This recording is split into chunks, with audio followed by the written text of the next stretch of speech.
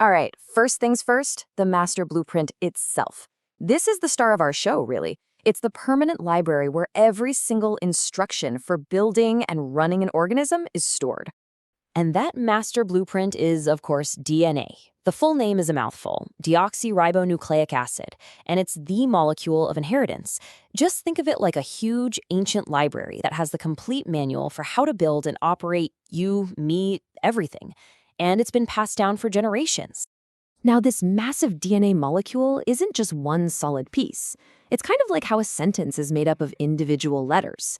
DNA is built from these smaller, repeating units. These are the fundamental building blocks, the actual letters of the genetic alphabet. Each one of these little bricks is called a nucleotide, and it has three parts. You've got a phosphate group and a deoxyribose sugar, and these two link up to form the long backbone. Think of them as the sides of a ladder. And then, the most important part, you have the nitrogenous base. This is the letter itself. And this brings us to one of the most beautiful and simple rules in all of biology. You see, DNA is a double helix, right? It's like a twisted ladder. Well, the rungs of that ladder are made of these bases pairing up in a very specific way.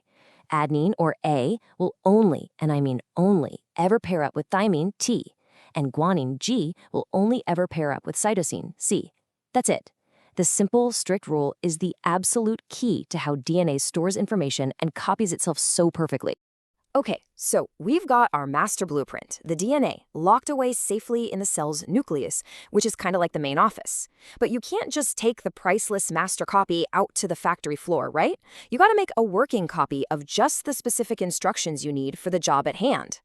This whole process is so fundamental, so core to how life works, that it's called the central dogma of molecular biology. The information flows in one direction. From the permanent storage in DNA, it gets copied into a temporary message, which is RNA, and then that message is used to build the final product, a protein. DNA to RNA to protein. That's the information pipeline for pretty much all of life. Now, if we put them side by side, you can really see how the copy, the RNA, is different from the original blueprint. DNA is the super stable double-stranded helix. RNA, on the other hand, is a more flexible single strand. And get this, there's a key letter substitution. Instead of thymine, or T, RNA uses a slightly different base called uracil, or U. It's basically a temporary disposable message, perfect for the job. The process of making this RNA copy is called transcription, and the star of this show is an enzyme called RNA polymerase. You can think of it like a little molecular photocopier. It finds the start of a gene on the DNA, unwinds the helix just enough to read one side, and then builds a matching messenger RNA, or mRNA strand. Once it gets to the end of the gene, it just lets go, and the brand new mRNA message is released. Okay, the message has been sent from the head office. Now let's follow that mRNA copy out onto the factory floor. It's time to stop talking and start building something. The information in that mRNA isn't read letter by letter. No, it's read in three-letter words, and each word is called a codon. Every single codon spells out one specific building block for a protein, a specific amino acid. It's a universal language that's understood by almost all life on this planet. It's incredible. So think about it. With a four-letter alphabet, read 3 letters at a time, you end up with 64 possible words, or codons. Now, 61 of those codons code for the 20 different amino acids that are used to build proteins. And the others, well, one special codon, AUG, basically yells, "Start here," while 3 others are like a period at the end of a sentence. They just say, "Stop." This whole building process is called translation. It all happens on this amazing molecular machine called a ribosome. That's our protein factory. The ribosome clamps onto the mRNA and starts moving along, reading each codon. For every codon it reads, a special delivery molecule called transfer RNA, or tRNA, brings in the exact right amino acid. The ribosome then stitches them all together into a long chain, which then folds up into a working protein. Okay, let's just pause for a second and think about something absolutely wild. If you were to take all the DNA from a single human cell and stretch it out end to end, it would be about 2 meters long. 2 meters. So how in the world do you cram a 2-meter-long library into a nucleus that's completely microscopic? The answer is organization on a whole other level. This cell uses these special proteins called histones that act like tiny, tiny spools for thread. The long DNA thread wraps around these histone spools, forming this neat little package called a nucleosome. This is the very first and most basic level of packing everything up. And this packing system is how the cell keeps its library organized. You see, the parts of the DNA that the cell needs to access all the time, the popular books, are kept loosely packed. That's called euchromatin. But the sections that are rarely ever used, they get packed away super, super tightly into what's called heterochromatin. That's like putting files into deep, long-term storage. And that brings us to a really big question.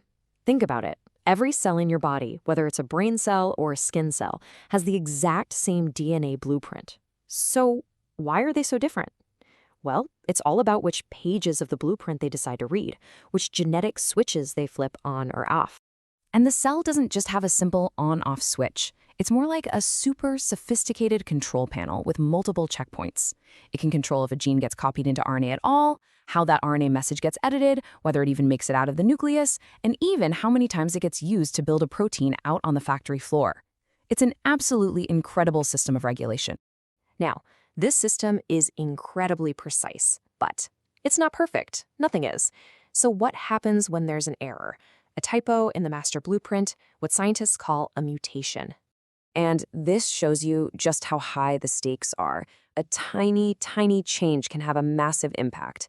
Sickle cell anemia is a really powerful example. A single letter typo in the gene for hemoglobin causes one building block, one amino acid, glutamate, to be swapped out for another one, called valine. This one tiny substitution changes the shape of the entire protein, and that leads to all the devastating effects of the disease.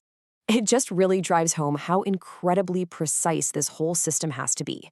From the exact sequence of letters in the DNA blueprint all the way to the final folding of the protein, every single step is critical.